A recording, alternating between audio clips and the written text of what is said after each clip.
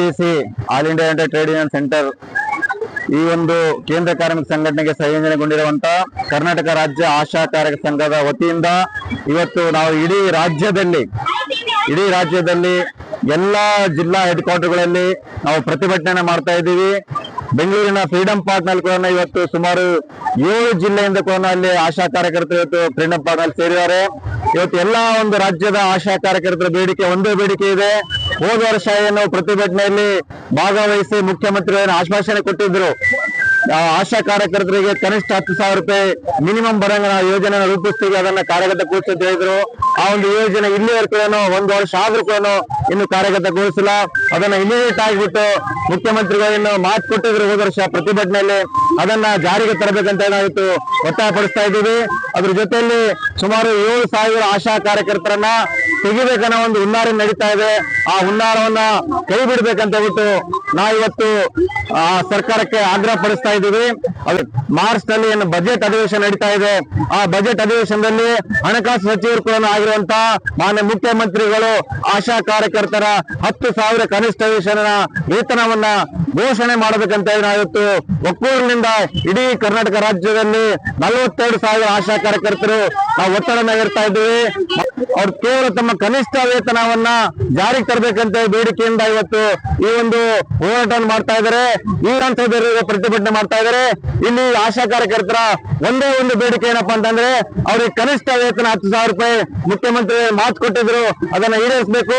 ಈ ಬರ್ತಕ್ಕಂಥ ಬಜೆಟ್ ನಲ್ಲಿ ಅದನ್ನ ಜಾರಿಗೊಳ್ಳಬೇಕಂತ ನಾವು ಆಗ್ರಹ ಮಾಡ್ತಾ ಇದ್ದೀವಿ. ಒಂದು ವೇಳೆ ಬಜೆಟ್ ನಲ್ಲಿ ಜಾರಿ ಮಾಡಲಿಲ್ಲಪ್ಪ ಅಂತಂದ್ರೆ ಬರ್ತಕ್ಕಂಥ ದಿನಗಳಲ್ಲಿ ಎಲ್ಲ 42,000 ಆಶಾ ಕಾರ್ಯಕರ್ತರು ಕೂಡ ಬೆಂಗಳೂರಿನ ಫ್ರೀಡಂ ಪಾರ್ಕ್ ನಲ್ಲಿ ಠಿಕಾಣೆ ಆಗ್ತಾರೆ.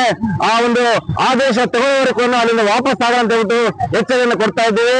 ನನ್ನ ಹೆಸರು ರಾಘವೇಂದ್ರ MG, AITC ಜಿಲ್ಲಾ ಉಪಾಧ್ಯಕ್ಷರು.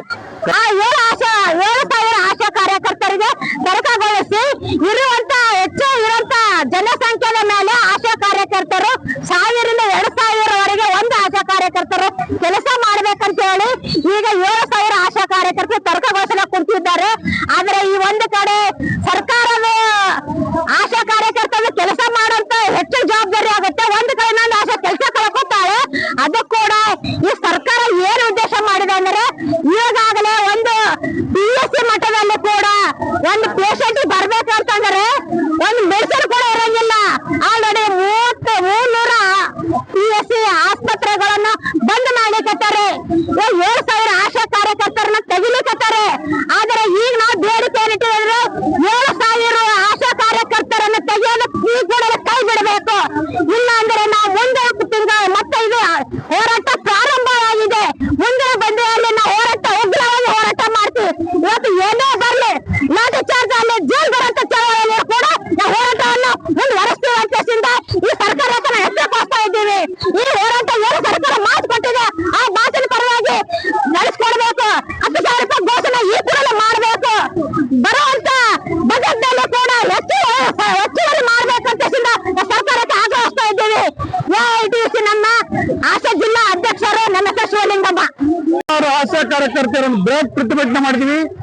ಈ ಒಂದು ಹೋರಾಟದ ಮುಖ್ಯ ಉದ್ದೇಶ ಅಂತಂದ್ರೆ ಮಾನ್ಯ ಸಿದ್ದರಾಮಯ್ಯನವರು ಕಳೆದ ಬಜೆಟ್ ನಲ್ಲಿ 10,000 ಆಶಾ ಕಾರ್ಯಕರ್ತರು ಕೊಡ್ತೇವಂತ ಆಶ್ವಾಸನೆ ನೀಡಿ ಆ ಆಶ್ವಾಸನೆಯನ್ನು ಸುಳ್ಳು ಮಾಡಿದಾರೆ. ಇವತ್ತ ಒಂದು ಕಡೆ ಈ ಸರ್ಕಾರ ನುಡಿದಂತೆ ನಡೆಯುವ ಸರ್ಕಾರ ಅಂತ ಹೇಳ್ತಾ ಇದಾರ, ಎಲ್ಲಿ ನುಡಿದಂತೆ ನಡೀತಾರೆ ಇವತ್ತ ಇದೇ ಎಲ್ಲಾ ಆಶಾ ಕಾರ್ಯಕರ್ತರಿಗೆ ಸುಳ್ಳು ಹೇಳಿದ್ದು ವಾಸ್ತವಿಕ ಸತ್ಯ ಅದು.